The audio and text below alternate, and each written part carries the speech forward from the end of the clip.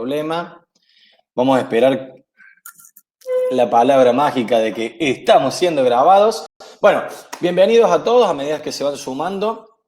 Les quiero contar que hoy contamos con la magnífica presencia del licenciado Sebastián Bugliotti, ¿sí? Para aquellos que no lo conocen, que debe ser la mayoría, no sé si hay alguno, Carlos Paz, profesor de educación física, licenciado de educación física, egresado de la casa. Fue uno de mis pollos en el primer curso que yo di, en el 2013, en el profesorado de la primera cámara mía. Y bueno, con una felicidad absoluta por tenerlo presente hoy acá nuevamente. Él está trabajando en Carlos Paz, en 2 clubes de natación de allá. También es no solo aficionado, sino practicante de artes marciales. Y hace un hermoso trabajo con los niños, con las niñas, ahí en Carlos Paz, con la natación. Y hoy vamos a abordar esta temática que es la obesidad y la niñez. Bueno, vista desde un lado técnico, pero a su vez desde una mirada como profes de educación física que nos va a permitir adquirir algunas herramientas y nuevas estrategias para poder abordar esta realidad que en cualquier momento a ustedes les va a tocar, ¿sí? Así que, sin más... no, bueno, están preguntando acá por el chat si está soltero, profesor, usted. Esa pregunta por el chat, sí, estoy soltero. Sí, estoy soltero. Sí, estoy soltero. Bueno, Alan dice... La cuarentena, digamos, no me fue muy positiva desde ese punto de vista. Yo lo sabía. No me sirvió. Pero bueno, todo puede cambiar, o todo puede fallar, dijo Tuzán. Claro, bueno, Alan Camino dice, profe, se nos sale la app. A nadie dice la boda Ortiz. Alan, si tenés la posibilidad de entrar desde la computadora o aquellos que pueden entrar de la compu, mejor. Desconozco por qué se les sale, ¿sí? Y hay varios que no pueden entrar, tranquilos. Si lo pueden hacer desde la computadora, mucho mejor. El otro día nosotros tuvimos, o denle un tiempito y vayan metiéndose de a uno también, ¿sí? Ok, vamos a empezar. Lo mismo, coméntenle a sus compañeros que aquel que ya no puede ingresar va a poder ingresar en un ratito y si no va a poder ver la clase, ¿sí? Lautaro dice Lizarraga que quiere hablar. Lautaro, si querés hablar, está el micrófono, si no empezamos. Lautaro Lizarraga. No, listo, perfecto. Dice que levantó la mano, pero bueno. Ahí va. Lautaro, ¿querías hablar? Listo. Seba, no sé si ya tenés todo listo. Estamos todos listos. Bueno, entonces lo dejo en compañía del profesor Sebastián. Yo voy a estar acá observando, voy a apagar mi cámara para que no interfiera, igual que el micro, pero voy haciendo estas apariciones como siempre. Seba, todo tuyo. Muchísimas gracias. Bueno, primero que nada, buen día a todos y todas. Un placer estar con ustedes acá compartiendo un poquito de esto que vamos a desarrollar, a tratar de desarrollar un poco, que es respecto a la obesidad y la niñez, ¿no? La obesidad en general y aplicado directamente a los niños. En este caso particular, adhiriendo un poco a lo que Lema decía respecto a la realidad, ¿no? Hoy por hoy nuestra realidad como país responde a un 65% de obesidad en la población argentina. Más o menos aplica tanto en los adultos como en los niños. Significa que de alguna manera nosotros tenemos entre 6 o 7 de cada 10 niños que tienen sobrepeso y de esos 6 o de esos 7 podemos encontrar tranquilamente entre 3 o 4 que podrían estar atravesando algún estado de obesidad, ¿verdad? Esta obesidad desde la mirada del índice de masa corporal, que ya vamos a ir, ya les voy a ir explicando un poco en relación a cómo se puede diagnosticar o cuáles son las formas en las que se puede llegar a diagnosticar la obesidad. A ver, acá vamos a compartir esto. Quiero ver acá. Perfecto, pantalla completa. Después me van diciendo, chicos, si algo sale bien o si algo sale mal, porque no sé si... Nosotros, vos quedate tranquilo que te vamos avisando. Vamos acá. Dale. ¿Estamos ahí? Excelente, Seba. Todavía no se terminó de abrir eso. Ahí lo vas a poner en presentación. Excelente.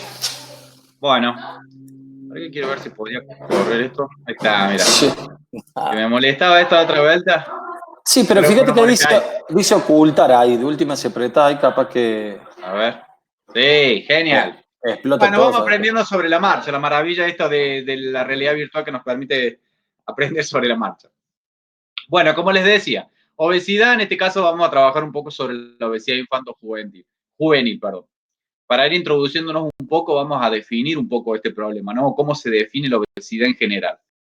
La obesidad está definida como una enfermedad crónica de tipo multifactorial que se caracteriza por una acumulación exagerada de tejido adiposo. Y la permanencia y distribución de este tejido adiposo, en el organismo, afecta al aparato locomotor o afecta al organismo en su generalidad, ¿verdad? ¿Vamos hasta ahí? ¿Qué significa esto? Para empezar a entender un poco, cuando hablamos de obesidad, una de las maneras que yo utilizo es tratar de hacer una suerte de análisis descompositivo del concepto para poder entenderlo parte por parte y de ahí vamos uniendo todo esto. Cuando le digo que es una enfermedad crónica, hasta no hace muy poco, en el año 2010, la Organización Mundial de la Salud la determinó como una enfermedad crónica. Antes se la entendía como una, digamos, como una suerte de problema conductual, como una conducta nociva que tenían los seres humanos y que terminaba desencadenándose en un estado de obesidad, ¿verdad?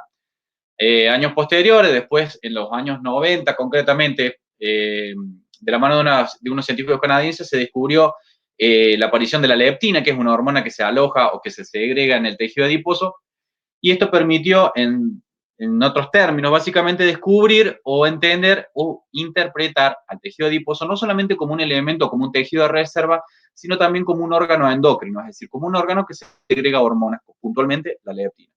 Entonces, resumiendo, en el año 2010 se lo entendió como una enfermedad crónica. Decimos que es crónica porque permanece en el organismo por lo menos en un periodo superior a los 6 meses, periodo a los 4 meses. Y cuando hablo de este tiempo, este lapso de tiempo, es un tiempo que está de alguna manera estimado para poder entender como una enfermedad crónica, ¿no? Como para poder significarlo como una enfermedad crónica.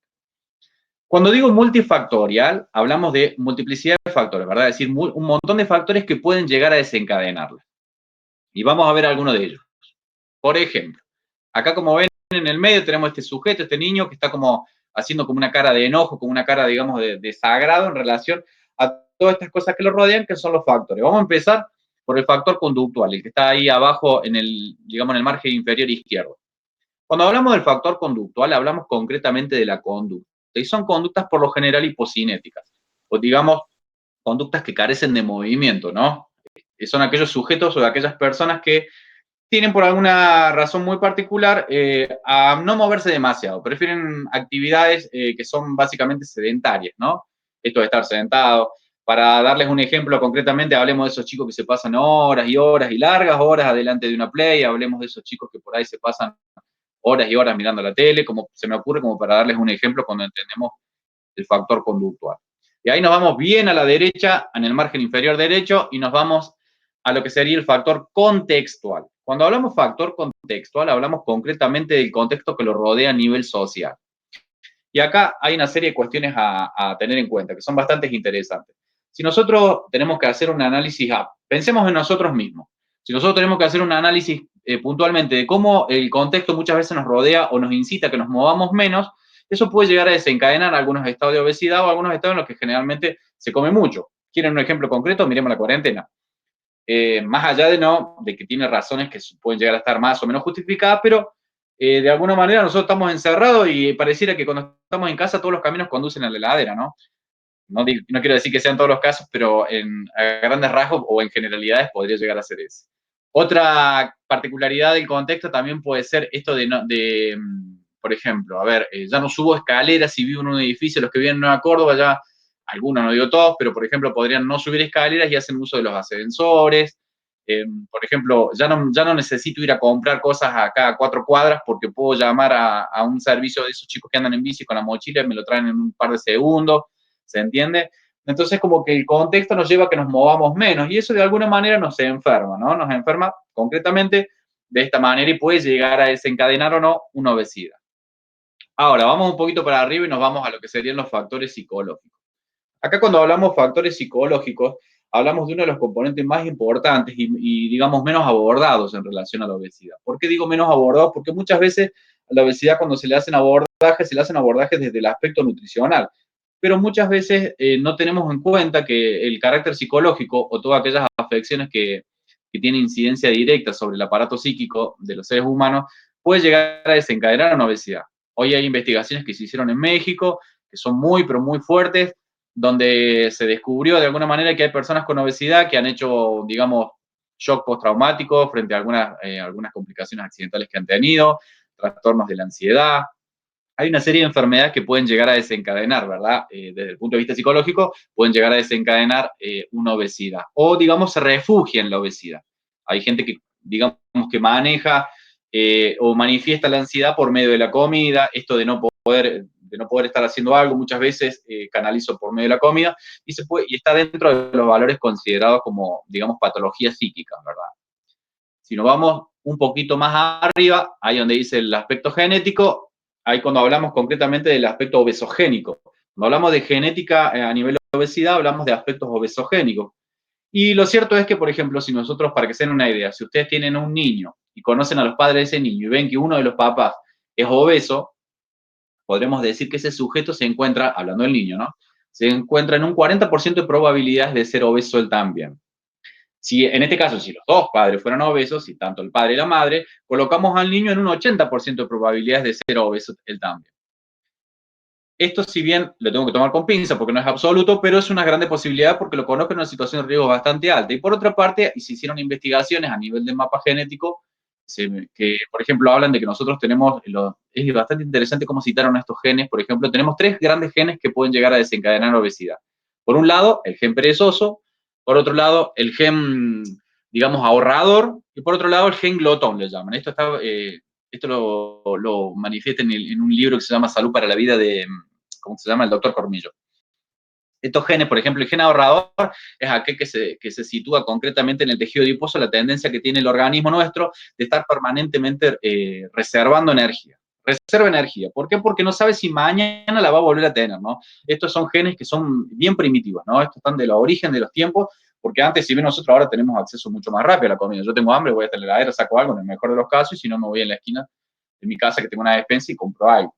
Pero en realidad antes, hablemos del hombre, digamos, el neandertal o el hombre que, los cazadores y recolectores, en ese tiempo no era tan fácil, no es que me voy al Dino y me compro algo, no se podía en ese momento, sino que se pasaban muchos días sin comer hasta poder traer algo. Bueno, entonces de alguna manera ese gen simboliza un poco eso. Después el gen glotón es aquella tendencia que tenemos nosotros de tener una suerte de atracción por todo lo que representan azúcares, todo lo que representan hidratos de carbono, todo lo que representan lípidos, ¿verdad? Y sales fundamentalmente. Y después, por otra parte, lo perezoso, que es la tendencia que tenemos nosotros muchas veces a estar en estados basales, o estar, digamos, relajado, en estados sedentarios.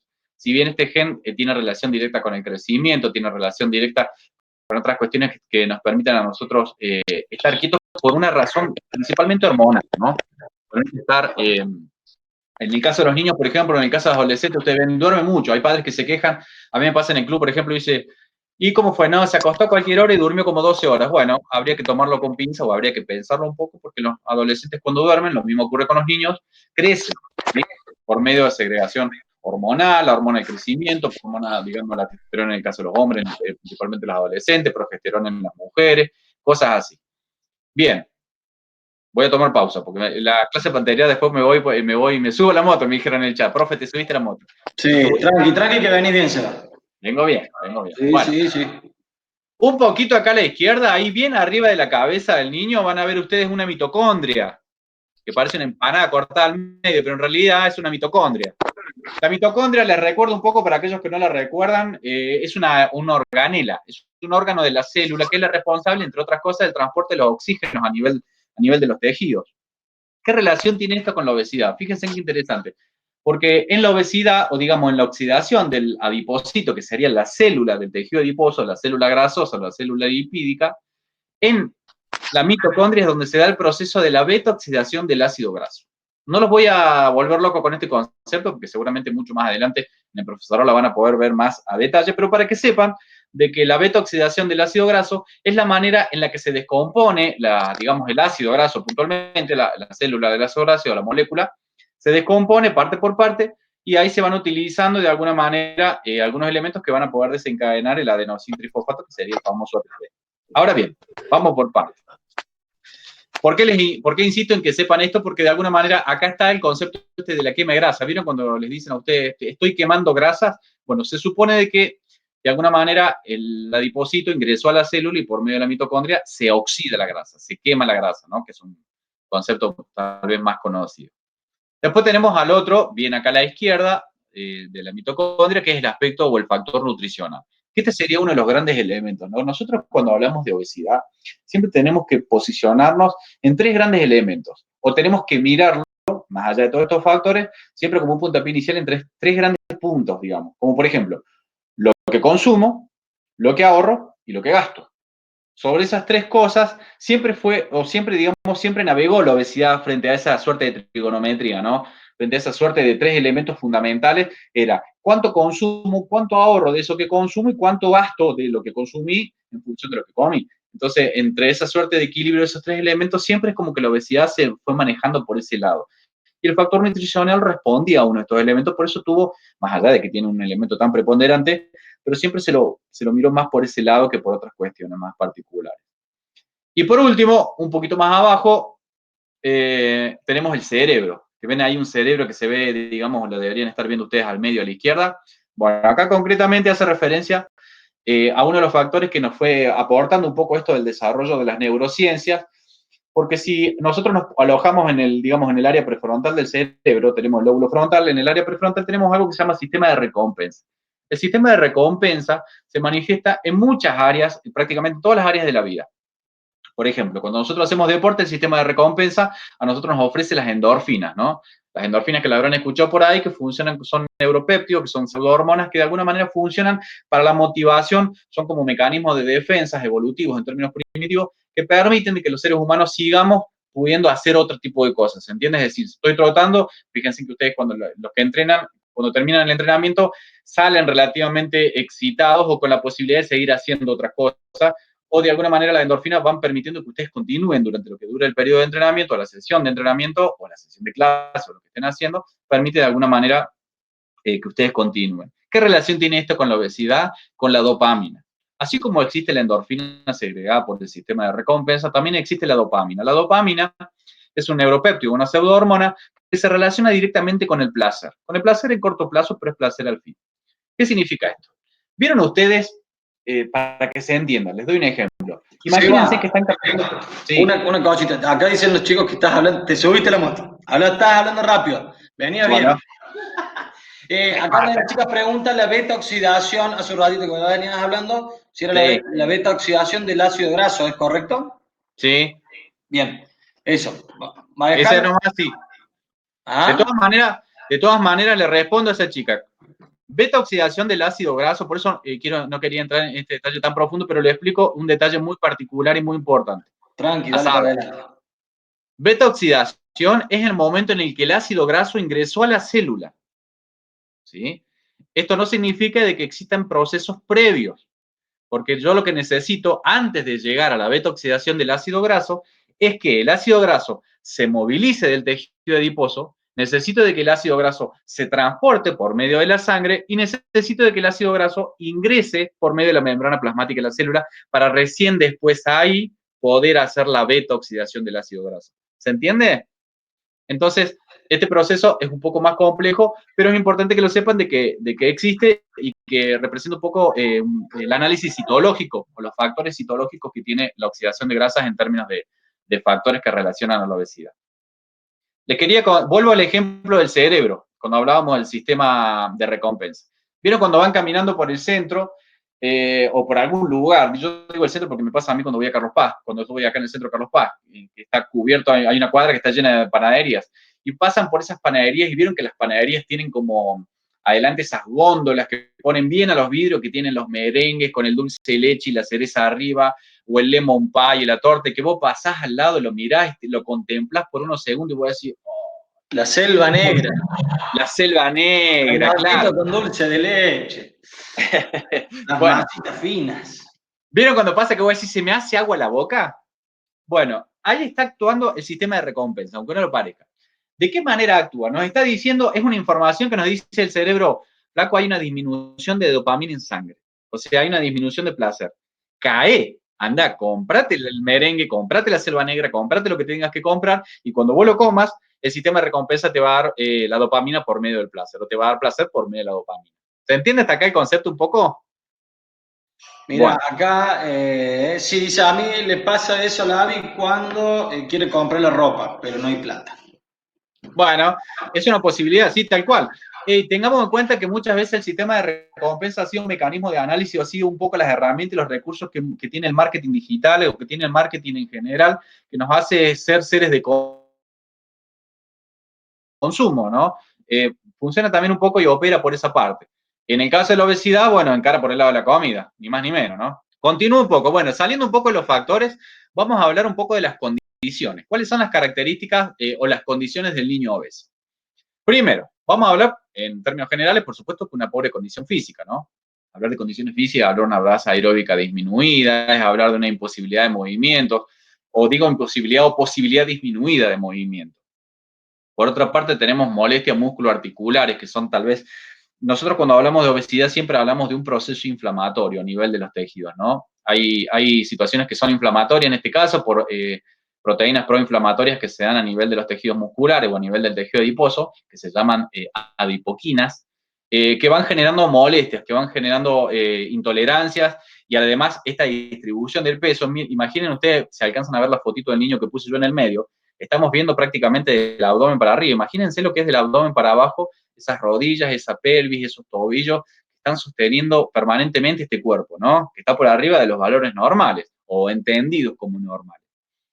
Podemos desencadenar o pueden desencadenar hipertensiones, porque el retorno venoso se ve muy ralentizado por la cantidad de trabajo que hay en el medio, que tiene que hacer por lo menos para poder distribuir en sangre en todo eso, y por supuesto a esto le tenemos que sumar que generalmente hacen dislipidemia, generalmente hacen alguna serie de patologías dentro del tracto respiratorio. Es por esta razón que si nos vamos un poquito más a la derecha de la imagen van a ver que dice elevado cociente respiratorio.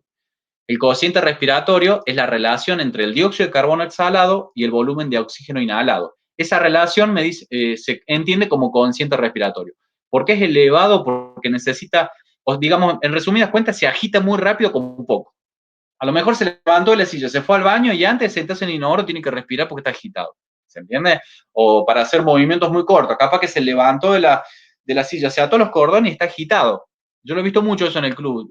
Alumnos míos que tienen obesidad, que son niños, que se atan los cordones o que se terminan de cambiar, porque nosotros obviamente en la pileta estamos con una malla, pero después tienen que ir al vestuario, entre que se cambiaron, se puso la mochila y demás cosas, terminan agitados. Tanto, a lo mejor tan agitados como en el momento de la clase, ¿eh? Después, un poquito más abajo, tenemos la parte de deficiencia de la capacidad funcional, que hace referencia a esto que yo le decía. No hay disponibilidad de movimiento en términos de amplitud, ¿no? Se ve un poco ralentizado un poco eso. Es decir, a lo mejor ustedes pueden tener, van a encontrar en sus clases, ya sea en la escuela o ya sea en cualquier lugar donde trabajen, en algún club o en algún gimnasio, pueden llegar a tener niños o adolescentes que se mueven, pueden hacerlos saltar, pueden hacerlos correr, pueden hacer que hagan cualquier cosa. Pero en estos casos ustedes van a ver que acá los movimientos son un poco más ralentizados, el índice de riesgo a nivel de lesión es mucho más grande. Entonces, desde el punto de vista de la capacidad funcional en términos de movimiento, hay un déficit. Un poquito más abajo está lo del umbral de tolerancia al esfuerzo disminuido, que no se podía ver, me acuerdo de otra clase. ¿Qué significa esto? De que se cansan mucho más rápido y no toleran el dolor, no toleran el esfuerzo. Por una serie de cuestiones. Primero, volvámoslo arriba, hay molestias musculoarticulares, ¿no? Por otra parte también, cuando yo les comentaba esto de que representa un estado de, digamos, de inflamación a nivel de los tejidos por estas proteínas proinflamatorias, entonces ahí hay, digamos, la tolerancia al dolor se puede manifestar o se puede canalizar de muchas maneras. En mi caso particular yo les voy a contar algo que me pasa con Joaquín, siempre lo cito a Joaquín porque es uno de los chicos que tiene de mis alumnos, tiene casi 11 años, y que tiene, digamos, un estado de obesidad bastante importante, porque estamos hablando de un niño, no sé cuánto medirá, pero debe estar en una obesidad de grado 2, por ejemplo, de grado 3, arañando, no sé cómo estará ahora. Si, le digo que estaba antes de la cuarentena, espero que la cuarentena no lo haya desfavorecido. ¿Cómo manifiesta él la tolerancia al esfuerzo disminuido? Él entra en un estado de negación. Por ejemplo, cuando está muy cansado, cuando él se agita mucho o está dolorido por lo que hace, ya sea patear por una tabla, ya sea trabajo de crawl, ya sea trabajo, a mí me gusta mucho el trabajo de la conciencia corporal en el agua, entonces el tener que hacer este tipo de trabajo muchas veces se lo cansa. ¿qué hace él? Se coloca en un estado de negación, se cierra, no mira a nadie, no escucha a nadie, vos le podés llegar a decir, Joaquín, vení para acá, Joaquín, salí allá, no escucha a los compañeros, no quiere que lo hablen, se cierra, no quiere que lo molesten, se pone de mal humor, inclusive hasta se ha llegado a ponerse agresivo si lo molestan mucho. En mi caso particular, como recurso, perdón, lo que he utilizado muchas veces es tratar de, cuando lo veo que está muy cansado, lo dejo. Lo dejo que él se recupere un poco, lo dejo que su estado emocional se estabilice un poco, en la medida de sus posibilidades también, porque es adolescente, obviamente es niño, perdón, como niño, como digamos, como preadolescente o puber, de alguna manera los estados emocionales varían mucho, ¿no? Por algo que se llama sistema límbico, ¿no? Que no está, en términos biológicos, no está desarrollado en plenitud. Entonces, el manejo de las emociones es muy complejo. Entonces, él canaliza, para que lo entiendan un poco, esta disminución del umbral de tolerancia lo canaliza por medio de la negación, por medio de estados en los que él se cierra y no quiere saber más nada. Entonces, en mi caso particular, lo que yo hago es dejarlo que él se acomode un poco, dejarlo que él se recupere un poco, y si veo que no está recuperado del todo, lo puedo llegar a introducir en otra actividad que no le demande tanto esfuerzo, ¿no? A veces le pido que me ayuden en algo o cosas así, dependiendo, porque también es muy fluctuante en este caso. Después un poquito más a la izquierda, saliendo del umbral, nos vamos al déficit respiratorio, ¿no? La deficiencia respiratoria que obedece a la disminución de la base aeróbica. Prácticamente no tienen base aeróbica, entonces se agita con poco. Y un poquito más arriba ya tenemos las distorsiones metabólicas, que es lo que yo le comentaba hasta hace un momento, los estados de dislipidemia o los estados de colesterol alto. Creo que nosotros siempre se dice, tenemos un colesterol bueno y un colesterol malo. El colesterol bueno sería el HDL, que son lipoproteínas de alta densidad, y el colesterol malo sería el LDL, que serían las proteínas de baja densidad, ¿verdad? En este caso siempre hay predominancia del colesterol malo, que es el LDL, perdón, que de alguna manera va obstruyendo principalmente, entre otras cosas, lo que son las paredes arteriales. Después, por último, entre otras cosas, tenemos las alteraciones posturales, que como alteraciones posturales siempre, nosotros cuando se hablan de alteraciones posturales hablamos de tres grandes alteraciones posturales que se manifiestan a nivel del raquis, a nivel de la columna vertebral. Hablamos de la cifosis, que sería la joroba, hablamos de la lordosis, que sería la cola de pato, y hablamos de la escoliosis, que es cuando, si usted lo ve digamos, de un plano frontal, van a ver que tiene la columna vertebral como una S o como una C. Son desviaciones a nivel de la columna vertebral que se pueden manifestar en forma de S o en forma de C si hablamos de escoliosis. Si hablamos de cifosis, lo vemos como la joroba, y si hablamos de lordosis, les repito, lo vemos como la cola de pato. Pero también por otra forma de entender un poco las alteraciones posturales, también podemos hablar de lo que son los genuvalgos, los genuvaros. ¿Qué es esto? ¿Vieron alguna vez? Imagino que habrán visto alguna persona con obesidad que generalmente tiene las rodillas, yo no sé si se me ve por la cámara, ¿no? Pero tiene las rodillas de esta forma, como las rodillas, lo que se decía, yo me acuerdo en el colegio, tenía un compañero que tenía genuvalgo, no, perdón, que era espástico, y él había hecho un genuvalgo por la espasticidad, y le decían que tenía las rodillas cariñosas. Esto es un concepto bastante fuerte, pero se entendía como rodillas cariñosas, que están juntas las rodillas. Bueno, eso se llama genuvalgo, porque si no hay una patología base, como en este compañero mío que tenía espasticidad, en el caso de la obesidad, las adaptaciones que va generando los grandes núcleos articulares, como por ejemplo la rodilla, como por ejemplo lo que es la cintura pélvica y la cintura escapular, van generando adaptaciones que muchas veces tienden digamos, a debilitar todo lo que son las musculaturas estabilizadora de la rodilla o la músculo tendinosa, en este caso los ligamentos laterales externos, los ligamentos laterales internos, que producen que las rodillas se vayan para adentro un poco. Y por otra parte también hay lesiones a nivel de los meniscos, hay digamos, distensiones a nivel de la cápsula articular y una serie de cuestiones. Así como se da el genuvalgo con la rodilla hacia adelante, se da el genuvaro con la rodilla hacia afuera. Es como si se bajara del caballo, ven que tiene las rodillas de esa manera, también se puede dar. Que no es en el caso de la obesidad, o por lo menos no se ve siempre, pero sí se ve más el genuvalgo. Y por otra parte también, y por último, es el pie plano.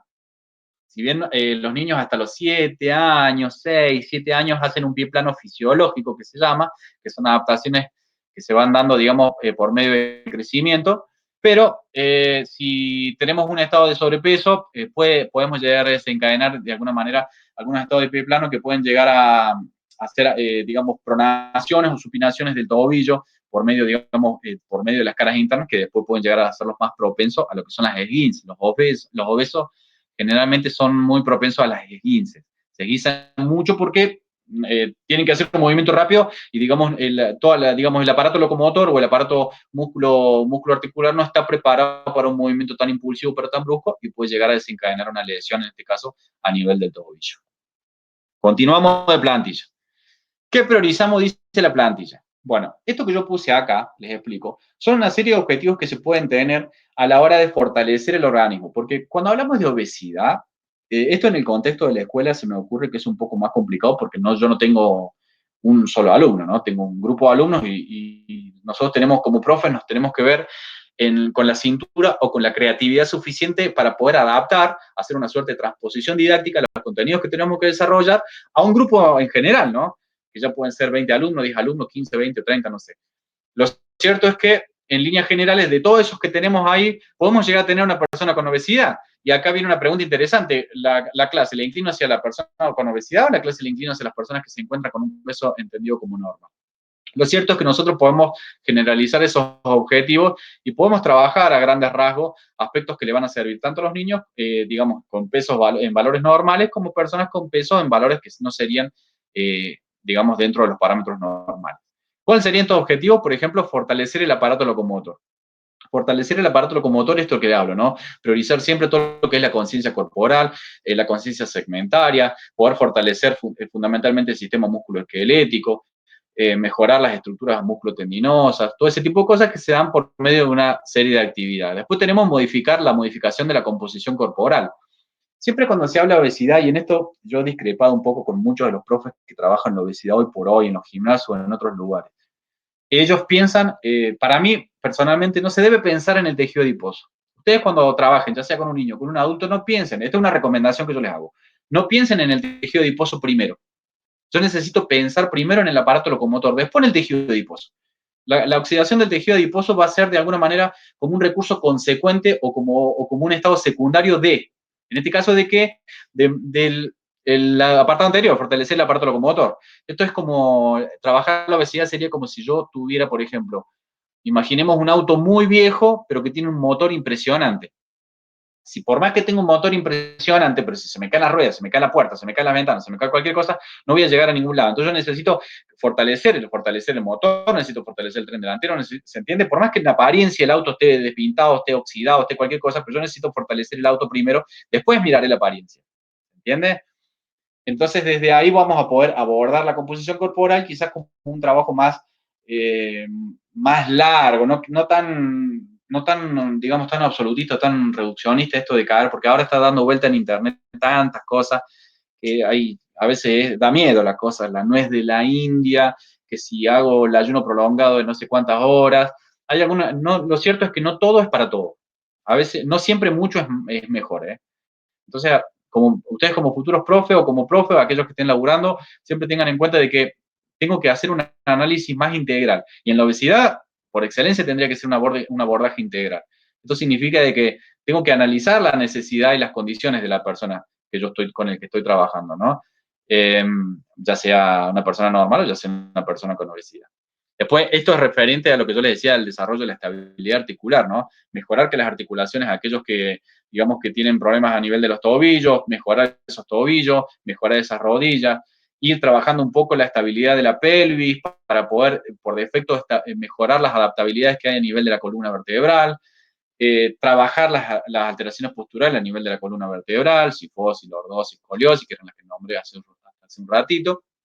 Y por otra parte, mejorar la funcionalidad muscular, que esto es un elemento, es primordial. Cuando hablo de funcionalidad muscular, más allá de decir, bueno, yo tengo que trabajar las fibras anteriores del deltoide para poder promover la flexión del hombro, en este caso particular, no hablo específicamente de ese análisis biomecánico. Lo que hablo es poder devolver la posibilidad o la autonomía que necesita la persona con obesidad para poder desenvolverse, que no necesite ayuda a lo mejor para bajar una escalera o que no necesite ayuda a lo mejor para poder bajarse de la cama o para poder levantarse o cualquiera hacer otra actividad. ¿Me explico?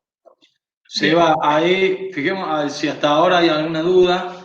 Dale. William dice hace un ratito que volviste a arrancar con la moto. Eso es la pasión que tiene Seba por contar las cosas, por eso que se apura, quédense tranqui. Vayan contándonos si, nada, lo van entendiendo, si hay alguna duda hasta ahora y si no seguimos avanzando.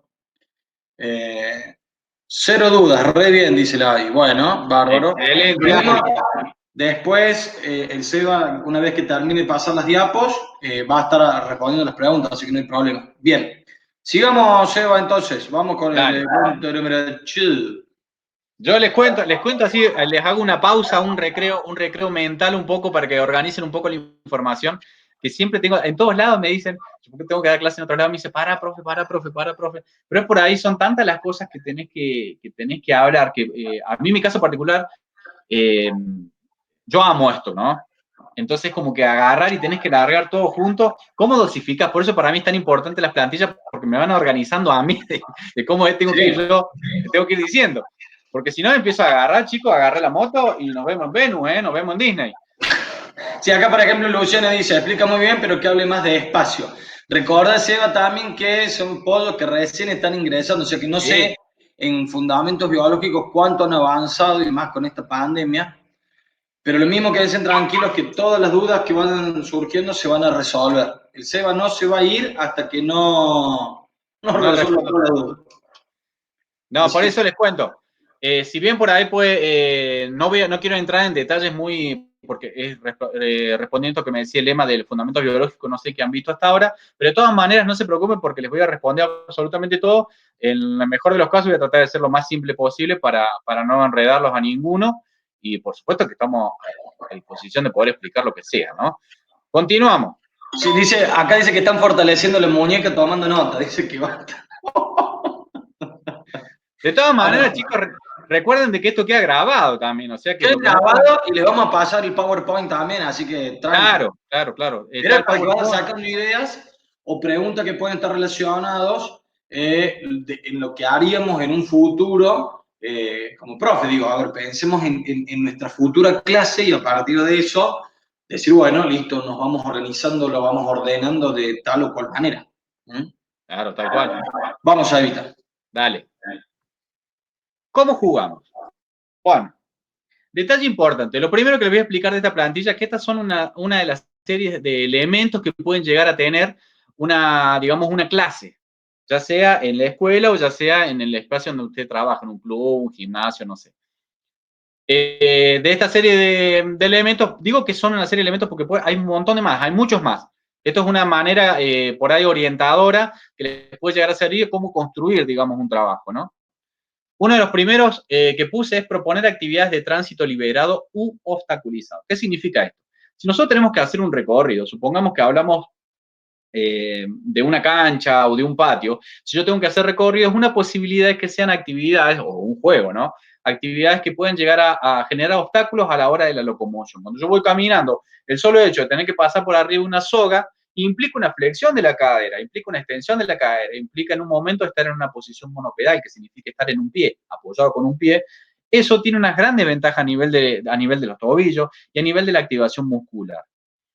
Por otra parte, fraccionar estratégicamente los descansos para priorizar la ejecución responde a esto que yo les digo. Como acá el umbral de tolerancia está muy disminuido, que fue lo que yo les había comentado hasta hace un ratito cuando hablábamos de algunas condiciones de los obesos, significa que se cansan muy rápido. Ahora bien, ¿cómo voy a hacer o cómo podría llegar a hacer yo digamos, para poder llevarlos porque obviamente a mí lo que me interesa es el volumen de trabajo, pero no el volumen de trabajo sentado, sino el volumen de trabajo laburado, el volumen de trabajo que le permita a él moverse. Entonces, muchas veces, en mi caso, por ejemplo, con el Joaquín, lo que yo hago es que nada, y cuando veo que se está cansando, lo hago que pare. Entonces, a lo mejor nada, 7 minutos o nada, 10 minutos por 5 de descanso a veces. Y lo hago nadar otros 10 minutos. Entonces, cuando yo hago el conteo global al final de la clase, él a lo mejor de los 30 minutos de la clase, nadó a lo mejor 20 y descansó 10. ¿Se entiende? O nadó 15 y descansó, ¿se entiende? Descansó otros 15 y yo los voy equilibrando así de esa manera. Ustedes tienen que tener, digamos, la flexibilidad suficiente para ir conociendo a los alumnos o conociendo a este alumno con esta condición y ver cuando se cansa, hacerlo recuperar y ver que esas recuperaciones que tengan tampoco sean recuperaciones muy golosas. ¿Qué significa? No es que está bien, descansa, manejarlo vos y va a descansar 40 minutos y cuando se le ocurre volver a sumarse a la actividad ya quedan 5 minutos de clase. No, entonces tengo que tener esa flexibilidad y ser estratégicamente, digamos, disperso a la hora de poder ver cómo voy a distribuir esto de las pausas, en este caso particular. Después, otra de las posibilidades puede ser actividades en donde se involucren habilidades de tren superior, inferior y nociones topológicas. Vamos por parte. Cuando hablamos de habilidad de tren superior, todo lo que significa, ¿verdad?, de la cintura para arriba, o digamos del pecho hacia arriba, o hablamos digamos, de habilidades de los miembros inferiores, que es lo que son, ¿verdad?, de la pelvis, las rodillas, tobillos, la cadera y demás. Y las nociones topológicas son los frentes y los laterales. Actividades en las que yo me puedo ir adelante, que se pueden ser actividades de espejo, me voy hacia adelante, me voy hacia atrás, me voy hacia mi derecha, me voy hacia mi izquierda. Eso hace referencia, o puedo trabajar una diagonal izquierda, una diagonal derecha. Eso hace referencia a las nociones topológicas, ¿verdad? Esto de la ubicación geográfica en espacio y tiempo. Después, manipulación de elementos con todo el cuerpo. Esto es maravilloso porque puedo trabajar con la mano, puedo trabajar con la rodilla, puedo trabajar con el codo, puedo trabajar con la cabeza, puedo trabajar con el pecho, puedo trabajar con el pie, de la manera que ustedes quieran, con el elemento que ustedes quieran, por supuesto siempre preservando la seguridad, ¿no? Les voy a dar un ejemplo, siempre cito este ejemplo de la cabecita. Cuando usted le tira una pelota a una persona, cabecea la pelota, por más pavo que puede llegar a parecer, o digamos pasar muy por arriba este tipo de actividades, pero involucra una serie de conexiones a nivel de cadenas musculares, es decir, hay un grupo de músculos que se van conectando desde la punta de la cabeza hasta el final de los pies para poder receptar la pelota, ¿entiende? Y ese tipo de conexiones que hay a nivel muscular o músculo tendinosa aumentan el gasto calórico, aumentan la activación muscular. Y este aumento de activación muscular se va a traducir en una persona con obesidad en un aumento o en un incremento del gasto calórico. ¿Se entiende? Cuando digo gasto calórico es la manera en que el organismo consume energía, para que se entienda de esa forma. Lo vamos, digamos, a conceptualizar de esa manera. El gasto calórico es la manera que consumimos nosotros energía, entonces, obviamente que en una persona con obesidad el gasto calórico está planchado, está ralentizado. Y una manera de aumentarlo puede llegar a ser esta, ¿no? Esto del trabajo de la activación muscular. Dice considerar la acción de la gravedad, ahí con la pelotita de fútbol. La gravedad ejerce sobre los cuerpos una presión, de arriba hacia abajo, de 9,8 metros sobre segundo al cuadrado. ¿Qué tiene que ver esto? Me preguntarán, ¿qué tiene que ver la gravedad con todo esto? Y porque la gravedad, aunque no lo parezca, cuando hablamos de actividades en seco, es decir, actividades que están fuera del agua, la gravedad lo coloca en una situación de riesgo, una situación de lesión muscular o articular. Esto volviendo al tema de las esguinces, imagínense si yo le pido, anda corriendo, agarra esa pelota, puede ocurrir que en todo ese trayecto, cuando se empiece a cansar, se puede llegar a esguinzar, porque siempre tenemos que tener en cuenta que de la mano de la fatiga muscular o de la fatiga emocional o psicofísica, siempre viene la falla motriz. Vienen de la mano, ¿eh? La fatiga muscular y la falla motriz. Yo estoy muy cansado y empiezo a trastabillar. Y a lo mejor en todo en ese tropiezo puedo llegar a esguinzarme, puedo llegar a caerme, y batería de cosas que pueden llegar a ocurrir, ¿no? Entonces siempre tengo que considerar la gravedad, no siempre pensando, no, a mí el profe me dijo que 9,8 metros sobre segundo al cuadrado, ahora estará haciendo más, estará haciendo menos, no, en realidad siempre es lo mismo. Lo que yo quiero decirles con esto es de que hay algunas actividades que involucran un compromiso motriz bastante elevado que a lo mejor si yo no las sé regular, puedo lesionar. Esto no solamente en los obesos, ¿no? En todos los alumnos. Pero en los obesos, digamos, podemos llegar a tener un puntito más a favor de la lesión si no llego a contemplar esta cuestión. Después, contemplar el umbral de tolerancia, que básicamente tiene referencia, volviendo un poco arriba, esto de regular estratégicamente los descansos, ¿no? Si yo sé que se cansa muy rápido y cuando se cansa se coloca en estados emocionales negativos, lo único que voy a ganar es un estado emocional negativo. Entonces yo tengo que ir viendo de que se cansa y saber reconocer de que a lo mejor necesita a lo mejor un espacio previo, de pausa o de recuperación, o no, o una actividad que demande cierto compromiso motriz que sea muy exagerado, a lo mejor él no lo pueda resolver, y lo único que voy a ganar es a lo mejor la falta de la adherencia a la actividad física, que esto es un gran problema que tienen las personas con obesidad. Esto de no querer entrenarme. ¿Por qué? Porque no quiero exponerme. No quiero exponerme a un profe que me está retando, que me está gritando, que me está exponiendo delante de todos mis compañeros porque a mí no me sale saltar la soga. ¿Se entiende? Entonces esto es muy importante, chicos, y en esto quiero hacer un llamado a la conciencia, a la reflexión de todos, porque nosotros más allá de ser, digamos, precursores de la salud o precursores del movimiento, somos formadores de personas, de alguna manera, ¿no? Somos agentes de cambio. Y esto de ser agente de cambio significa que nuestra presencia con los niños tiene un impacto que puede ser muy positivo, pero también puede ser muy destructivo. Entonces, si nosotros lo que vamos a buscar a posteriori la adherencia al movimiento, es mejorar la higiene. No cuando hablo de higiene, hablo de la higiene corporal, ¿no? Hablar de higiene corporal es hacer de la construcción del hábito por medio del movimiento para mejorar la salud. Nosotros tenemos mucha incidencia en ese sentido. Entonces, los invito a que muchas veces reflexionemos sobre lo que ocurre en cada una de nuestras clases para saber en dónde podemos mejorar algunas cuestiones, en dónde no, en dónde sí, o cuestiones que se vinculen, ¿no? Principalmente en esto de estar permanentemente motivando, permanentemente apoyando y entendiendo de que es una persona que está en esta condición no porque ha querido, principalmente, fundamentalmente los niños, no porque ha querido, sino porque hay una serie de factores, que es lo que le nombré al principio, que pueden haber, digamos, articular sinérgicamente para desencadenar esta condición en particular. Y después, por último, sí. Acá Alan pregunta, dice, ¿qué pasa cuando están totalmente negados a seguir haciendo después de darle el descanso que pensamos que era necesario? Después dice, o sea, sin llegar a obligarlo a reanudar la actividad. Y la Wada dice, lo más difícil me parece a mí es cuando los otros alumnos no quieren hacer actividades con los compañeros con obesidad. Bueno, respondiendo primero, ¿qué pasa si no quiere hacer nada? A mí me ha pasado que no ha querido hacer nada y yo lo he dejado.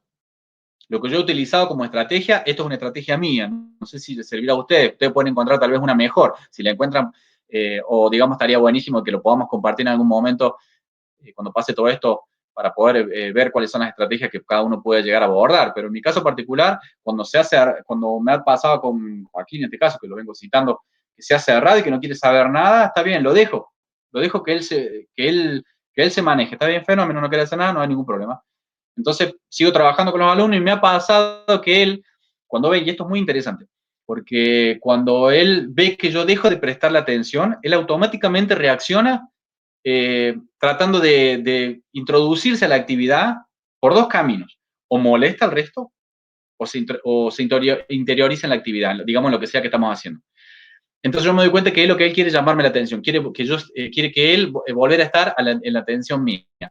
Entonces está esta cuestión de, ¿no?, que yo había comentado antes, de estas clasificaciones son más pícnicos, ¿no?, que son más, obedecen o responden a una cuestión más vinculada a las manipulaciones que pueden llegar a tener, son procesos manipulativos, ¿no?, que no es que lo convierte en un ser malo, sino lo convierte en un ser que está atravesando una situación que lo molesta, que él desconoce, que es inconsciente muchas veces, pero necesito la atención. Es como que me está pidiendo ayuda, me está tirando de salvavidas, flaco, me está tiendo la mano, dame una mano, no sé qué pasa, pero necesito que me atiendas, ¿se entiende?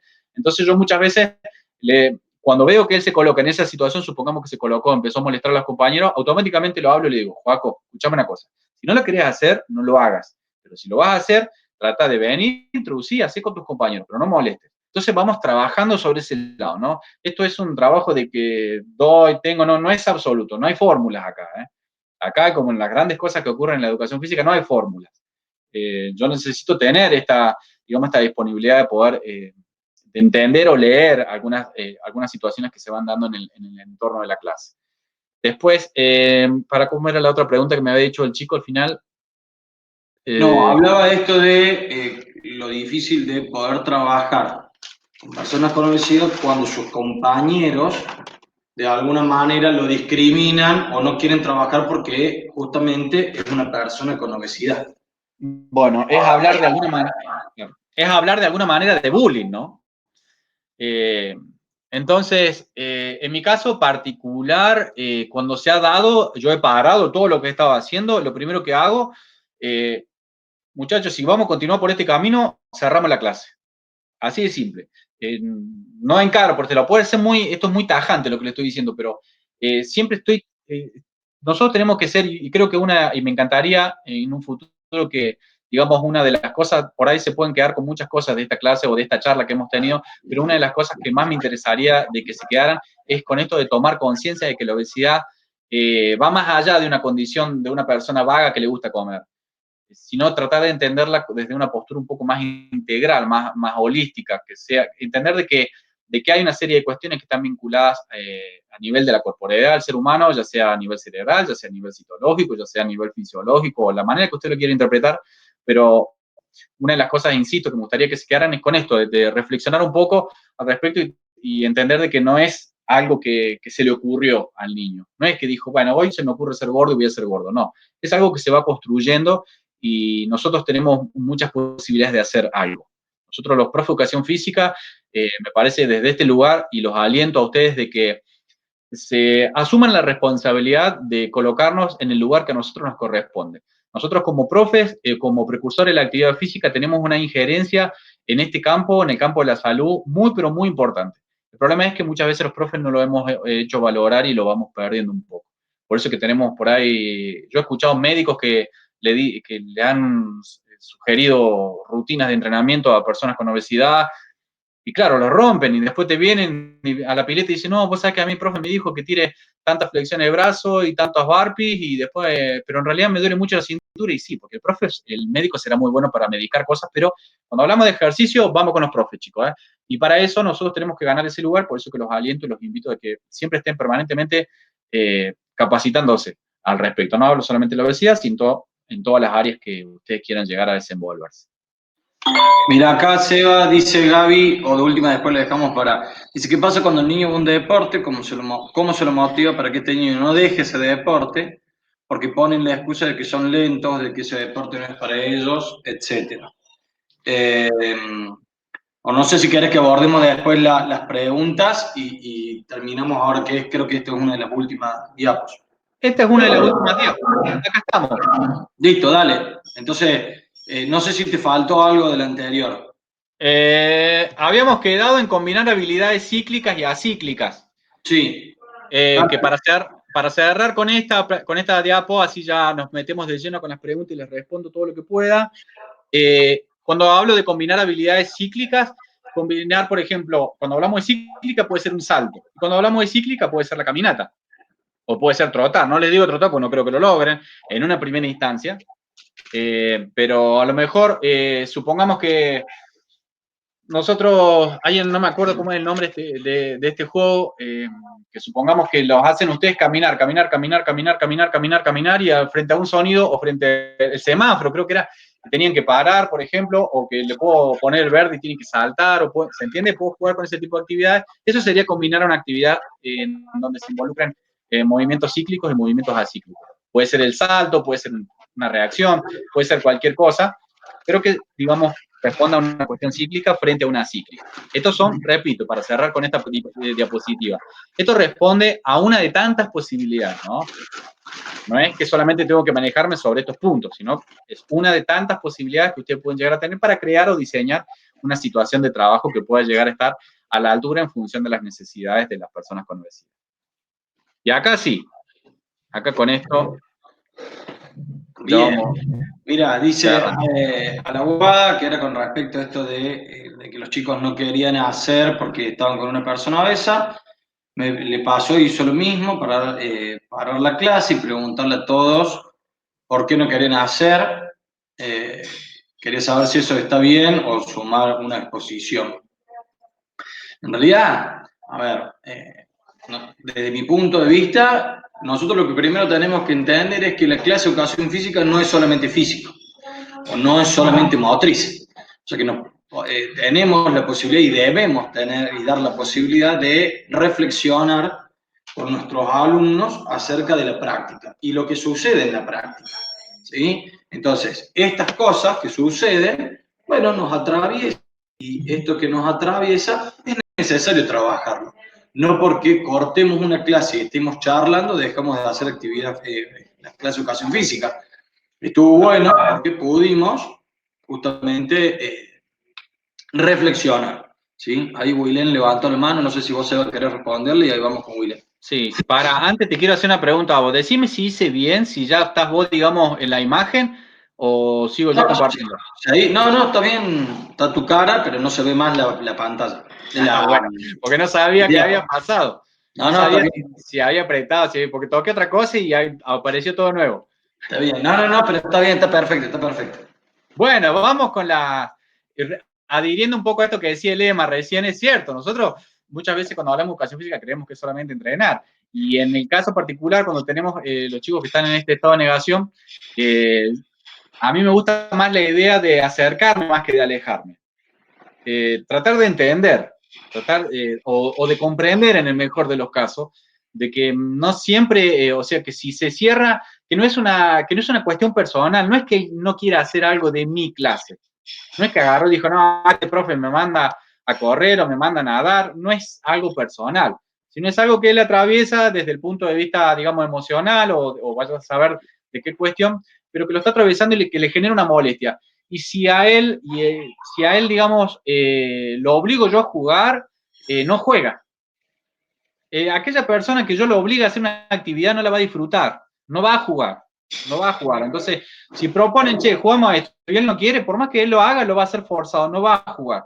Y lo que voy a tener como resultado seguramente va a ser alejarlo, va a ser, digamos, que él no quiere pertenecer a la actividad. Entonces, lejos va a estar de poder ayudarlo si lo coloco en esa situación. Entonces, acá está esto que decía el lema, ¿no? Que no es solamente movimiento, sino también es tratar de estar y acercarnos al alumno o a la persona por ahí de una manera un poco más comprensiva, si se quiere, ¿no? Entender de que no es que es algo personal o que es vago, o que es cualquier cosa, no sé, lo que se le ocurra, sino tratar de tener un abordaje por ahí un poco más comprensivo. A ver, estoy leyendo un poco acá. Willen había levantado la mano, no sé si Willen estás. Más difícil. Estoy leyendo a Guado Ortiz, que dice lo más difícil, me parece que cuando el otro alumno no quiere hacer actividades, bueno, que es lo que hablábamos Sí. de la obesidad. Después me dice Alan Camino, o sea, sin llegar a obligarlo a renovar la actividad. Sí, es una posibilidad. Yo utilicé eso. A mí no me gusta obligar. Si no quiere, no quiere. A ver, Willen dice que no tiene. Bueno, si querés escribir la duda, Willen, acá por el chat y te la leemos, no hay problema. Y el resto están abiertos tanto el micrófono como el chat para que hacerle todas las preguntas que ustedes quieran al Seba y que él las pueda responder. Vamos, gente, anímense.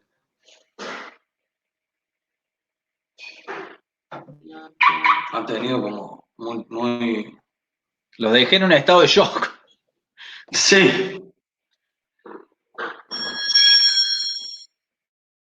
Dice Guada Ortiz, leyendo un poco acá, dice, a mí me pasó y yo hice lo mismo, parar la clase y preguntarles a todos por qué no querían participar esta alumna y quería saber si esto está bien o es sumar una exposición.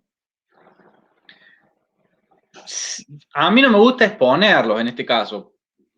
No sé si es exposición, porque habría que ver el contexto, una serie de cuestiones a analizar, ¿no?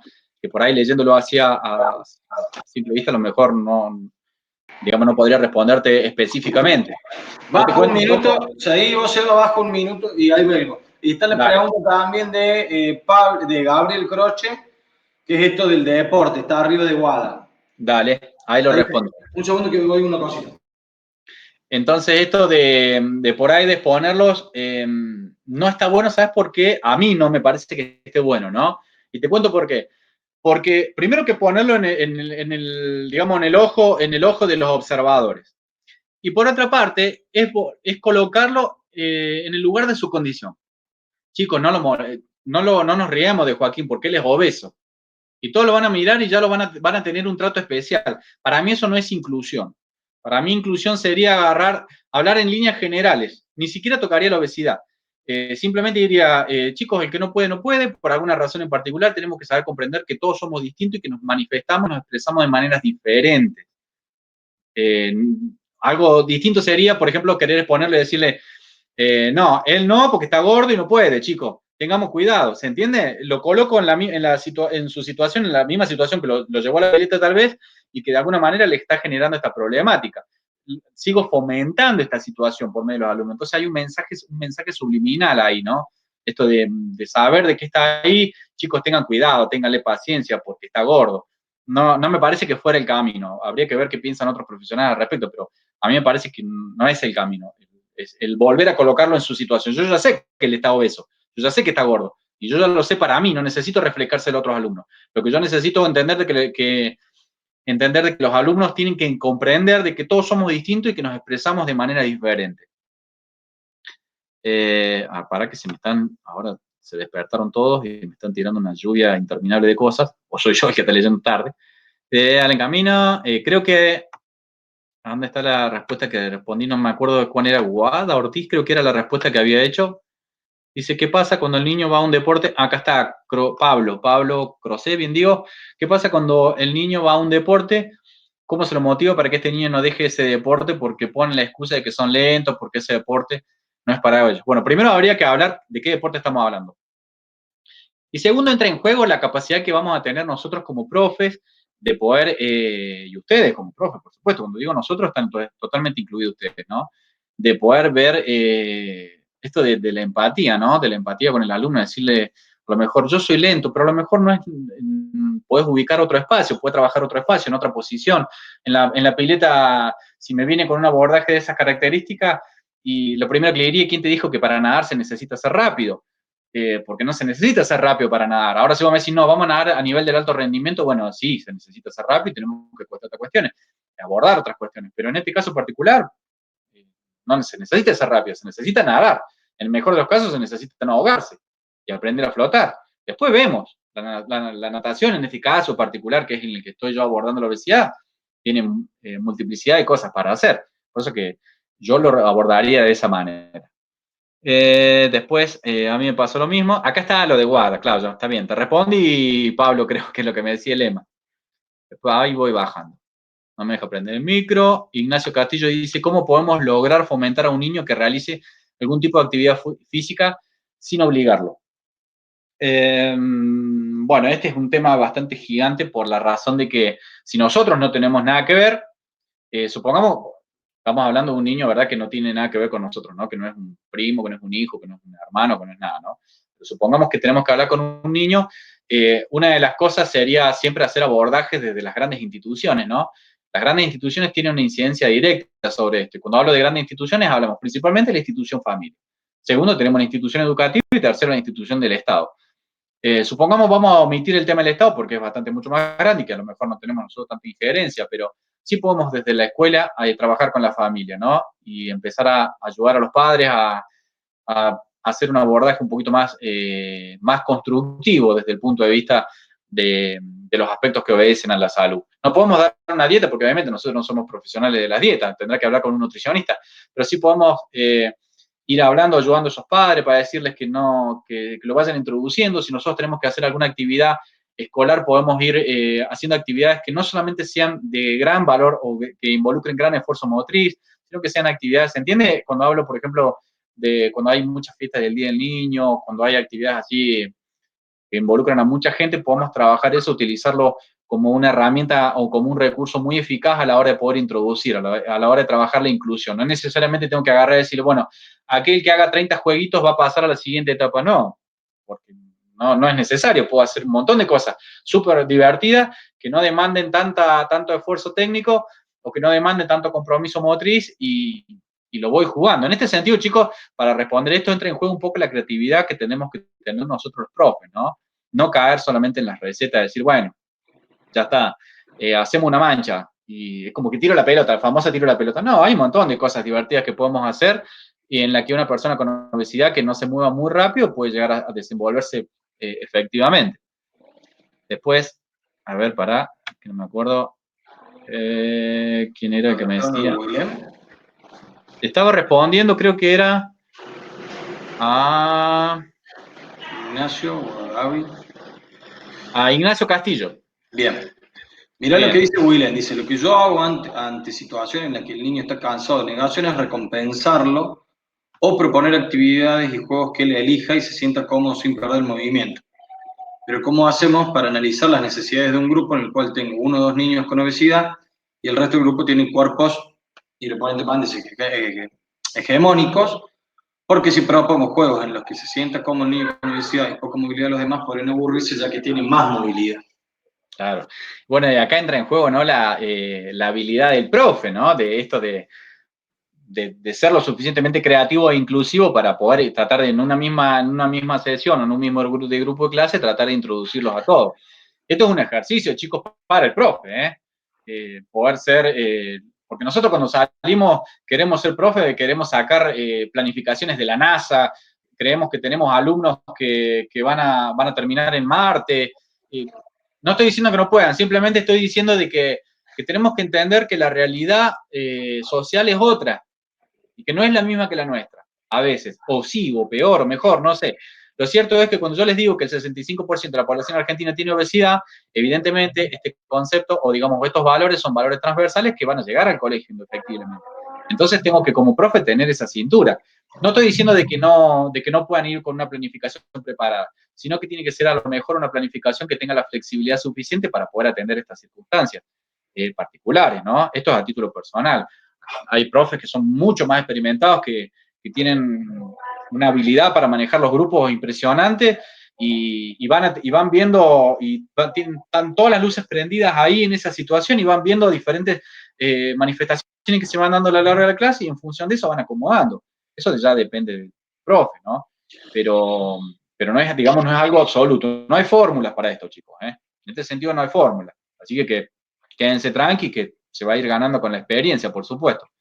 Una de las cosas que también es interesante pensar es lo siguiente, que lo hablamos en la clase anterior con el otro curso. Cuando nosotros pensamos en la clase de educación física, tenemos que pensar en la inclusión. Pero la inclusión es un término que hoy está en boca de todos, está en boga o está de moda, porque hace referencia, o en el inconsciente colectivo hacemos referencia solamente a las personas con discapacidad. Listo, esa persona tiene una discapacidad, tiene un trastorno, tiene alguna enfermedad, listo, lo vamos a incluir. ¿Por qué? Porque somos solidarios, porque somos buenos, porque somos bien. Vamos. No estamos diciendo que no. Ahora bien, entender solamente la inclusión desde el lado de la discapacidad es un error súper grotesco. ¿Por qué? Porque la inclusión pasa también por esto. Por una persona, 2, 3, 5 o ninguna con obesidad. ¿Se entiende? Hablar de inclusión es referirse a que voy a atender a la cualidad personal de cada uno de mis alumnos. ¿Sí? A las características particulares de mis alumnos, que pueden o no tener discapacidad, que pueden o no tener obesidad. De repente puedo tener un grupo clase que tiene, de 30 chicos, tiene 2 alumnos con obesidad, pero no tengo chicos con discapacidad. Aún así tengo que hacer una inclusión. Esos alumnos en mi clase tienen que estar incluidos, tienen que formar parte de ella. Porque no por no tener una discapacidad lo vamos a borrar. Entonces, respondiendo un poco a lo que dice Willer, dice, pero por ahí planificar actividades inclusivas, cuando llegas a la clase te encuentras con que algunos niños ni siquiera tienen actividad motriz, es fácil, con saltar, caminar, etcétera, no necesariamente con obesidad, sino mayoría. Bueno, justamente por eso, en la particularidad de cada uno de mis alumnos, yo tengo que atender que mi planificación tiene que llegar a todos por igual. Después, una cosa es que llegue a todos por igual y otra cosa es que cada uno de ellos la pueda realizar. ¿Cómo la va a realizar? En función de sus experiencias, en función de sus condiciones. Pero tiene que llegar a todos por igual. Digo, puede tener una persona así, una persona obesa y chicos que no tienen ninguna otra discapacidad, pero tengo, por ejemplo, uno que es hiperkinético. Tengo que llegar a cada uno de ellos y cada uno de ellos tiene que tener la misma posibilidad de realizar esa clase. ¿Sí? Por eso es que se habla de actividades inclusivas, porque si no caemos en el término de integrar o de la famosa integración. Integrar que es sumar a los otros grupos. Ahora, no me preocupo por ya está, lo sumé, listo, forman parte. No, no forman parte porque no están participando activamente. ¿Sí? Capaz que compartimos un tiempo y un espacio, pero nada que ver con la clase. Entonces, nosotros pensar en actividades implica sentarnos a planificar, implica pensar, implica ser creativo, implica buscar otro modo e implica, y lo vengo diciendo el primer día de clase, romper con esta estructura o con esta idea de que la clase de educación física en la primaria o en la secundaria está íntimamente relacionado o solamente está relacionado con el deporte. Nos estamos dando cuenta que no sirve el deporte para la clase de educación física. No debería estar el deporte para la clase de educación física. ¿Por qué? Porque antes de realizar el deporte se tienen que lograr 1.000.000 de actividades, de propuestas y de experiencias para que después, si esa persona elige libremente realizar y practicar ese deporte, tenga las herramientas necesarias para poder lograrlo. ¿Se entiende o no? Pero tengo que hacer todo un camino previo. No es, hacer un deporte es lo mismo que tirar la pelota. Bueno, toma, acá va. No, me tengo que preparar. Yo no voy, por ejemplo, al gimnasio y de una le pongo en la press de banca 300 kilos y le doy. Empezás con los lingotes, 2,5 kilos de cada lado y te duele todo el otro día. En la clase de educación física aparece exactamente lo mismo. Yo quiero un paso a paso, tengo que lograr confianza en mi alumno, que mi alumno confíe en él, que confíe en los otros, ¿sí? Que se dé cuenta que puede desarrollarlo a su tiempo. Lo mismo pasa con la matemática, lo mismo pasa con la lengua, lo mismo pasa con la ciencia. Digo, me cuesta muchísimo la matemática, bueno, le voy a dar tiempo, es un proceso. somos seres de proceso, ¿sí? No somos robots, no nos compaginan. No sé si ustedes vieron la película Seis Grandes Héroes, esta de que el superhéroe es el gordo, ¿viste? Como el muñequito Michelin, que le ponen la tarjetita y le dice, ahora va a aprender karate, o todas las artes marciales. Entonces le sacan la tarjeta SD, le cargan con un programa, se le meten a la tarjeta y el tipo ya sabe. No, no somos eso. Somos personas que tenemos que llevar adelante un proceso y en ese proceso vamos a ir aprendiendo. Algunos va a ser más rápido que otros, o algunos van a aprender de alguna manera y otros de otra. Entonces hay que atender a eso. No sé si se entendió esa noción o esa idea. A ver, ¿hay alguno con el micrófono prendido si quiere hablar? Y si no, leemos lo de la Guada.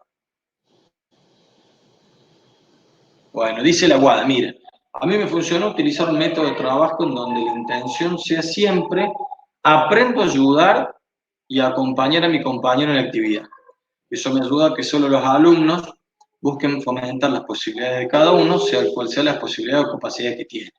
Y trabajar uno por uno con los alumnos más avanzados, como los más nuevitos o los que más les cuesta. De la misma actividad doy variantes, tanto para el más avanzado como para el que más le cuesta.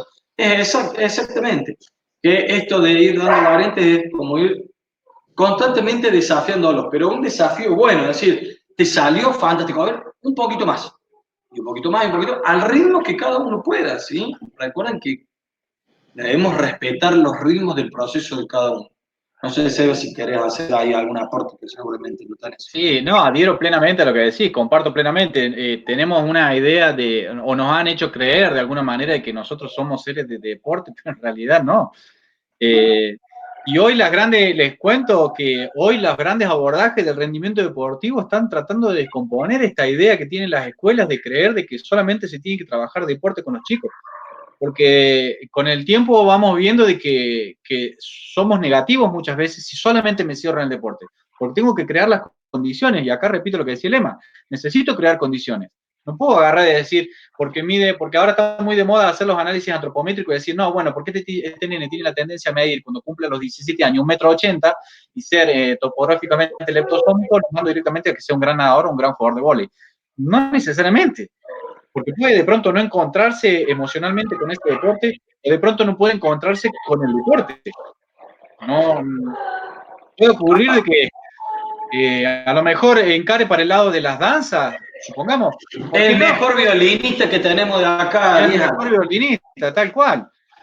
Hay grandes personas que se han conocido por ese lado. Por eso que muchas veces el trabajar solamente el deporte, y digamos que en términos orientadores podría llegar a servir, pero más adelante, pero mucho más adelante, en la etapa final, en el secundario al final. Ahora, en las primeras instancias, me parece que no está bueno. Me parece que hay que descubrir otras cosas, me parece que deberíamos poder generar una lluvia de conocimientos del propio cuerpo y de todas las manifestaciones en términos de expresión corporal que pueden llegar a haber para que se desenvuelvan, no solamente caer te tiro la pelota y bueno, si hacen los 10 minutos de clase de esta actividad o esta mancha que voy a hacer, después van a poder jugar al fútbol. Me parece un recurso muy, muy reduccionista. Sí, y acá había una de las chicas que decía esto de la recompensa. Hay que tener mucho cuidado con eso, porque en realidad también tenemos que entender que no es que los chicos constantemente, porque hacen las cosas bien, le tenemos que dar una recompensa. Tenemos que recordar que ellos tienen una obligación. Y la obligación es formar parte de la clase de educación física y por ende, así como hacen la clase de lengua, hacen la de matemática y demás, tienen que hacer la educación física. Por supuesto que en el medio está lo que el profe propone para que sea lo más acertado posible, entendiendo también que puede llegar a esta posibilidad de que haya chicos que no les guste el movimiento, entonces de alguna manera y sin obligar tenemos que mostrar el gusto por el movimiento. Puede suceder que después de agotar todas las herramientas haya chicos que digan, profe, no me gusta moverme y tenemos que aceptarlo. No les gusta moverse. El único problema que va a tener esa persona es que tiene la obligación, ¿sí?, de participar de las clases de educación física. Entonces, no todo es recompensa, porque hay cosas que yo, de alguna manera, por obligación, pero no, a ver, entender el término obligación, no desde el lugar militarista o violento de decir tenés que hacerlo porque sí, sino porque, a ver, hay que cumplir con ciertas cuestiones. No siempre los podemos, porque no siempre vamos a tener la posibilidad de recompensarlo. ¿Sí? A veces, igual que castigarlos. Porque muchas veces uno dice, bueno, te portaste mal, listo, el castigo es no jugás a esto. Lo estás matando, o sea, estás utilizando el movimiento como castigo, pero a su vez tu propósito, tu objetivo principal es que se muevan. O sea, hay una gran paradoja en eso. Es decir, te estabas molestando, a sentarse. Bueno, el término recompensa-castigo hay que trabajarlo muy bien y hay que ver cómo lo abordamos, ¿sí? Esto implica y significa que no es que yo voy a llegar a mi clase de educación física y voy a decir, chicos, ¿están todos listos? Sí, bueno, vamos a verlo, pumba, pumba, y todos te van a hacer caso. No, y va a ser mucho más frustrante.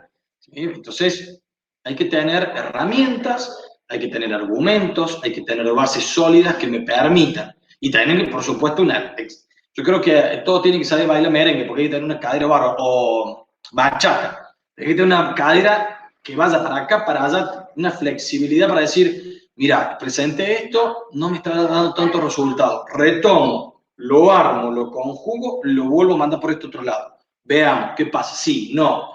¿Eh? La clase de educación física va a terminar siendo una plastilina. Me empecé con una forma y va a terminar con otra. Y por otra parte también le permite a los profes no caer, porque muchas veces nosotros los profes nos frustramos cuando no sale algo como queremos. Entonces es un valor añadido que tiene, ¿no? Esto de dar clases, de no caer por ahí en las frustraciones tratando de entender, de ponernos en el lugar del otro, ¿no? Esto en relación a lo que decía el tema de las recompensas, muchas veces, o de los castigos, siempre hay un mensaje detrás de todo lo que hacemos y tenemos que analizarlo, aunque no nos guste, ¿no? No es tan simple. A mí hace un par de años me tocó colaborar en los entrenamientos de la primera del Club Carlos Paz acá, en Carlos Paz, por supuesto, que trabajamos el área, habíamos hecho un abordaje de la fuerza porque los chicos estaban un poco desprovistos de fuerza y querían mejorar el rendimiento.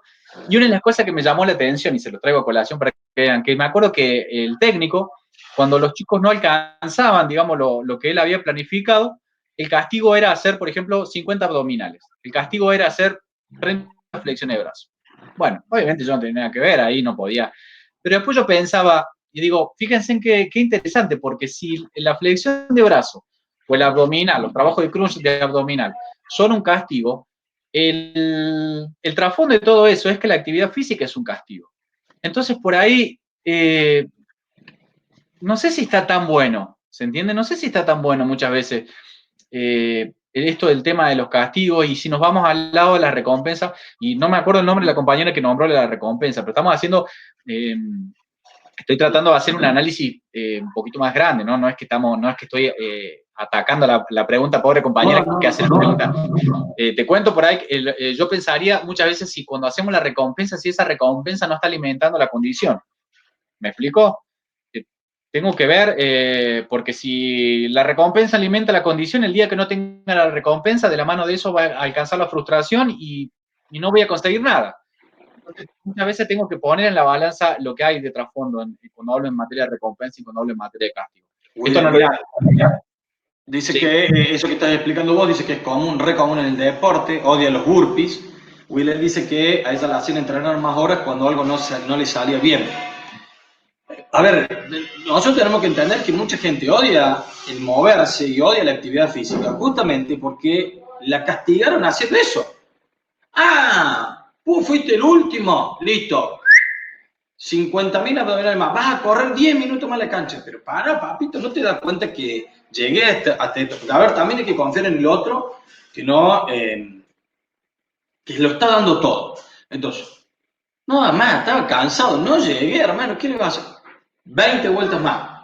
Una locura. Digo, por eso hay que tomar con pinzas y tenemos que ser muy críticos, chicos, de lo que nosotros vamos a hacer.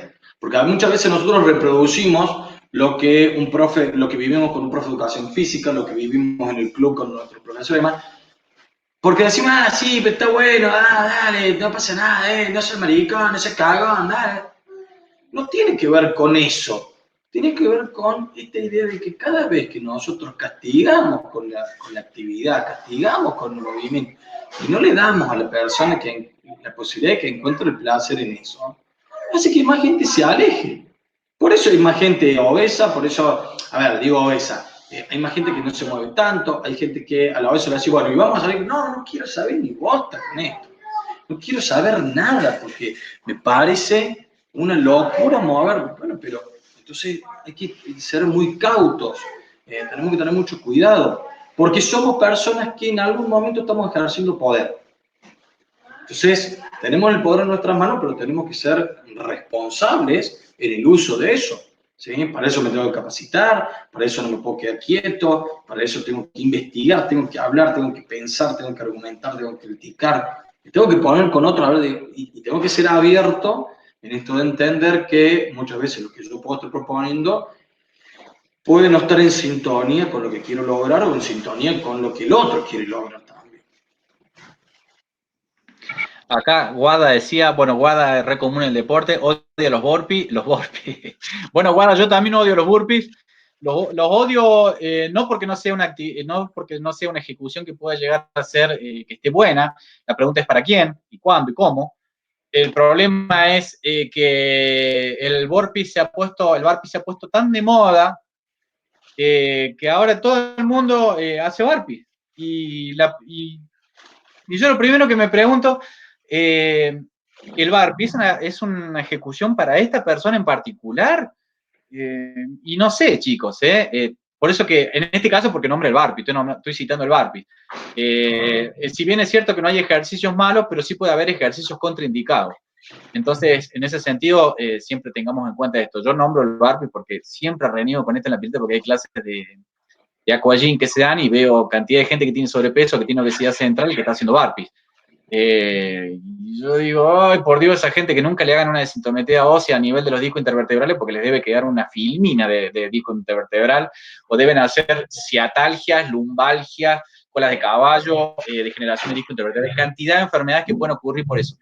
Por eso que en ese sentido, adhiriendo un poco a lo que decía el lema, chicos, tomemos muy en serio esto, que no es algo que yo descargo por videos de YouTube, bueno, a ver esta clase de acá, tiraron 80 barp y después paso, no. Tengo que analizar la situación, tengo que estudiarla, tengo que diagnosticarla. Y diagnosticarla implica conocer en una primera instancia, reconocer de que a lo mejor lo que yo planifiqué no va acorde a las necesidades del grupo que tenga yo en ese momento, o a la persona que tenga en ese momento, y empezar ahí a ajustar, o a desajustar, ¿por qué no? Empezar a ir cambiando un poco sobre todo esto a los efectos de mejorar, digamos, la propuesta, ¿no? Mirá ahí lo que dice William. ¿Cómo, perdón? Dice William, en esto que decíamos lo de la recompensa, pero está bien, se entendió, Willy. Dice, o sea, me refería a no perder el movimiento ante la negación. En vez de dejarlo sentarse o no hacer nada, me parece preferible proponer una actividad en la que esa persona se sienta cómoda en vez de que no haga nada. Totalmente de acuerdo. ¿Sí? Sí. Eso, no hay duda alguna, vas a buscar estrategias para que esa persona se siga moviendo al ritmo de sus posibilidades y se sienta cómoda. Bárbaro. El tema es no recompensa, a ver, no entender que, te moviste, entonces te recompenso. No, te moviste, bien, está bien, listo, sigamos. Son pasos.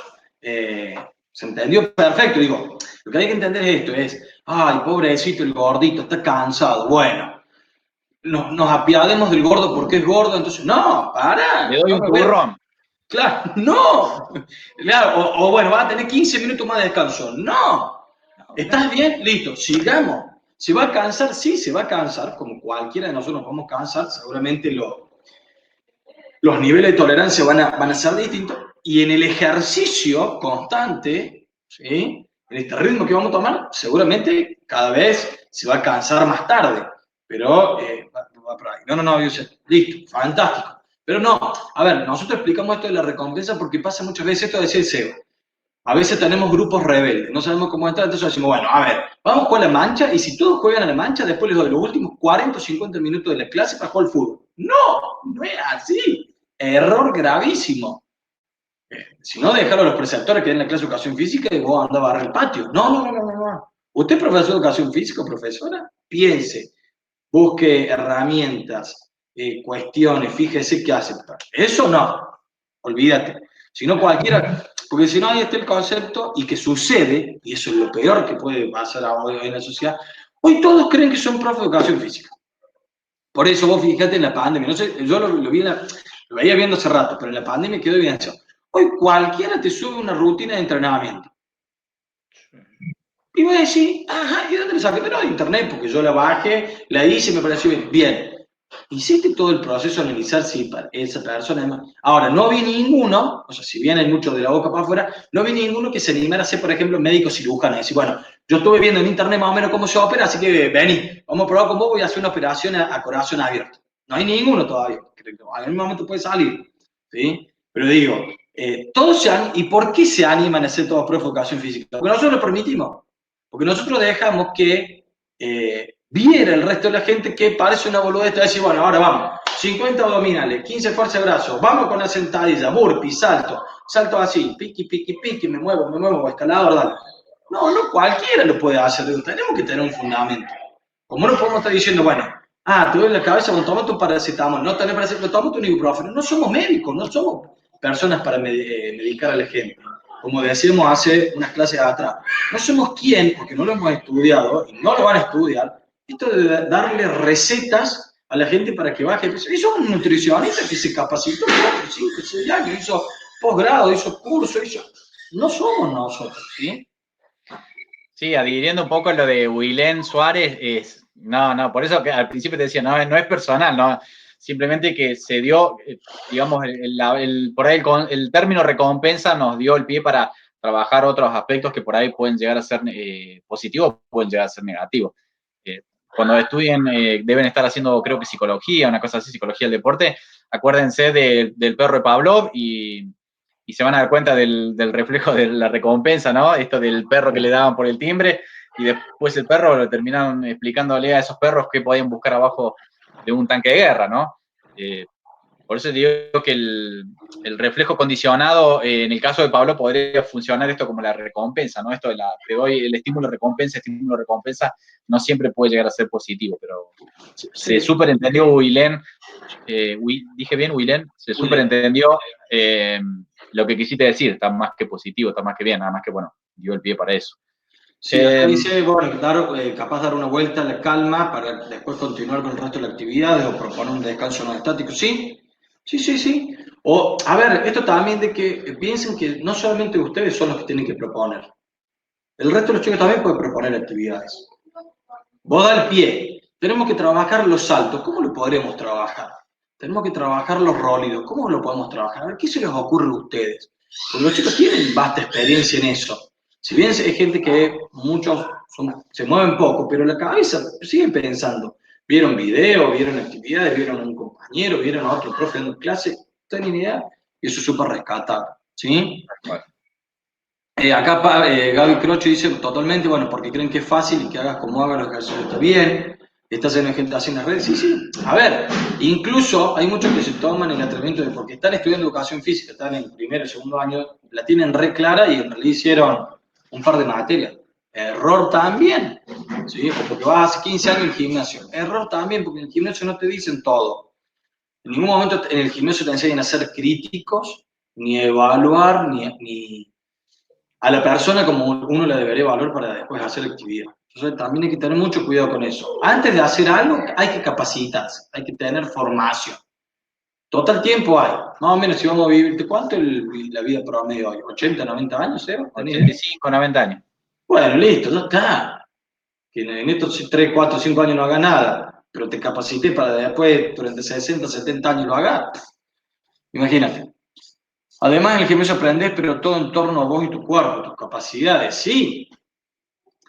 Sí, a ver, más no sé si, sí. O te hace el problema que tienen algunos gimnasios es el tema de las fórmulas, que yo le decía la fórmula, hacemos una fotocopia de rutina, ¿vos qué querés hacer? No, yo quiero hacer volumen, bueno, vamos a trabajar la hipertrofia. Toma, seguí esta fotocopia. Y yo no sé si esa persona, lo mismo ocurre con la obesidad, por eso que van a ver que hay poca gente con obesidad mórbida que se acerca a los gimnasios. Primero porque la infraestructura, el edificio no está adaptado para eso, las máquinas por lo general no están adaptadas para eso, y por otra parte, y gran problema, las personas que están detrás del mostrador a veces no están preparadas para eso. Entonces, imagínense, no, a mí me dijeron de que si tenés que quemar grasa tenés que hacer cardio. Bueno, lo tenemos al gordo 1 hora y media pedaleando. ¡Qué embole! ¡Qué embole! Lo tengo 1 hora en la cinta, pobre persona. Es un horror. Y cuando en realidad hoy la caminata, ya de por sí se sabe que la caminata no es al 100% positiva para el tratamiento de la obesidad, porque hay una serie de cuestiones previas que tengo que atender antes de largar a hacer una caminata. Hay una serie de cosas que tengo que atender. Por eso que, adhiriendo un poco a lo que dice Lema, esto de siempre de capacitarnos en el mejor de los casos para poder estar siempre a la vanguardia de todas las cosas que se van descubriendo, porque la obesidad es una condición en particular que es relativamente no investigada al 100%. Se está investigando pocos y lo que se investiga en otros países y tarda mucho en llegar acá.